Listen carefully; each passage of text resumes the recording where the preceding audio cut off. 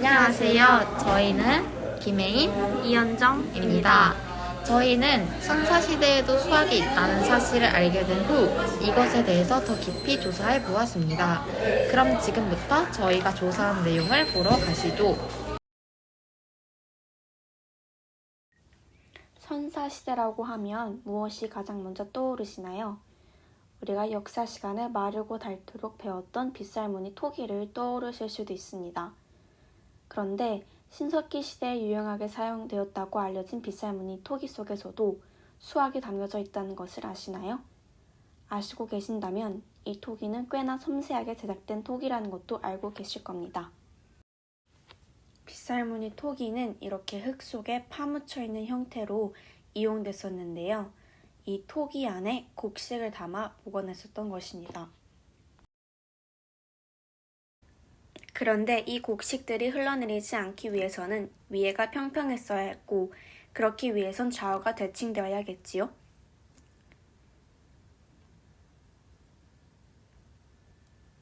그렇다면 우리는 이 토기에서 매우 익숙한 형태를 발견했을 것입니다. 네, 바로 이렇게 대칭축을 가진 2차 함수입니다.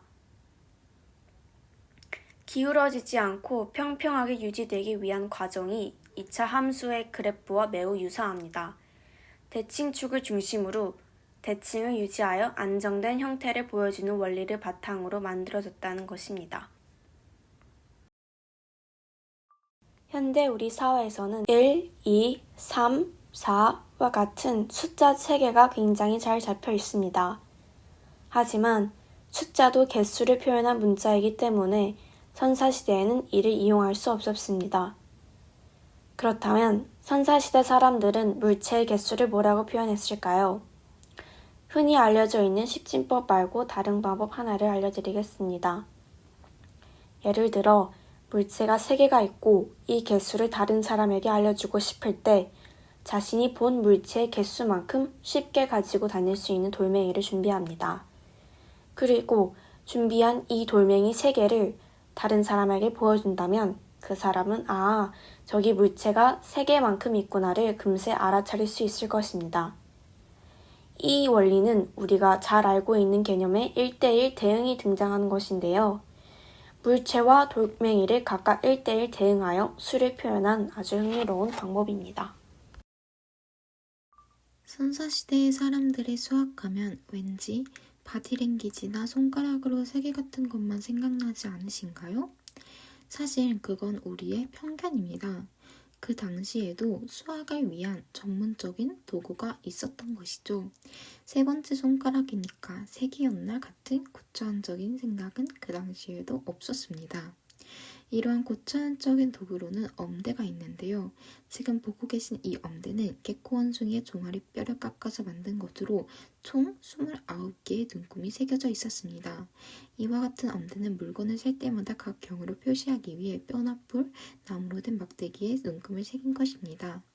단기 기억에 의존하여 마음속으로 센 것을 기억하는 것이 아니라 외부에 존재하는 기억 저장소에 해당되는 것으로 당시에 세고 기록한 것을 직접 물체에 기록하는 것이죠. 이러한 엄대는 매우 간단하면서도 유용해 오늘날에도 여전히 사용되고 있습니다. 또한 거래를 할 때도 활발히 사용되었는데요. 색임눈이 표시된 엄대를 세로로 쪼개 동일한 색임눈이 존재하도록 한 후 거래 당사자들끼리 나눠 가졌다가 이 막대기들을 다시 합쳤을 때 맞아 떨어지면 거래가 완료된 것으로 여겼습니다. 이 방법으로 엄대에 표시된 양을 변경하거나 위조할 수가 없었습니다. 여러분, 그렇다면 숫자를 쓰기 시작한 기록이 남아있다는 사실 혹시 아신가요? 기원전 3000년에 고대 바빌로니아인들이 점토판에 새겨 나타낸 숫자인 쐐기 문자가 바로 그 주인공입니다. 지금 보고 계신 문자들이 바로 쐐기 숫자인데요. 육시침법으로 이루어져 있으며 잘 보시면 그 안에서 체계적으로 모양들이 합쳐져 있는 모습을 보실 수 있습니다. 이러한 숫자를 사용한 현장 역시 찾아볼 수 있는데요. 지금 보신 것 보고 계신 것은 기원전 1800년에서 1600년 사이에 만들어졌다고 추정되는 바빌로니아인들이 만든 점토판 YBC 7289입니다. 이 점토판에서 우리는 이렇게 정사각형 모양을 엿볼 수 있는데요. 그뿐만 아니라 정사각형의 대각선 모양도 볼 수 있습니다.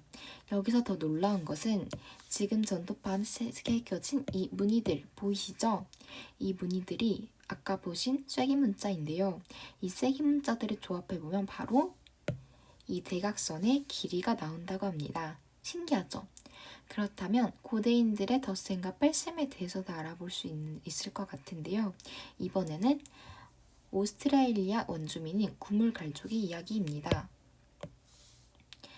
이 구물갈족들은 1을 우라폰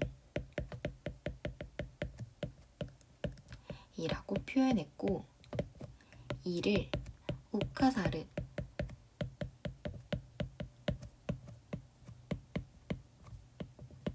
라고 표현했습니다. 그리고 3은 우라폰 우카사르 라고 표현했고 4는 우카사르 우카사르라고 표현했습니다. 이를 통해 우리는 구물갈족들이 3은 1 더하기 2로 4는 2 더하기 2로 이루어진다는 사실을 알고 있었다고 생각할 수 있습니다. 저희가 준비한 영상을 봐주셔서 감사합니다. 지금까지 김혜인, 이현정이었습니다.